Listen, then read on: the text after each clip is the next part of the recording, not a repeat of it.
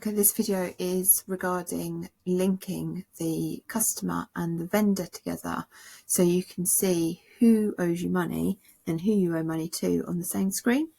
So if we look at our sales and go to customers, we can see, for instance, we've got printing dimensions here.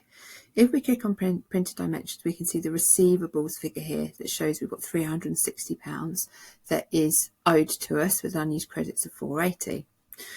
We can see on the vendors, we also have printing dimensions with no balances at all. So what you can do is you can click on more at the top and you can say, actually, we're going to link to a customer. By linking this to the customer, printing dimensions, and hitting link, we can now see on the same screen what is owing and what is owing to you and what is owing from you. You also get a second tab up here, so you can see the purchases in one piece and you can see the sales in one piece and the purchases in another. So just a really handy piece that you'll be able to see them all in the same bit.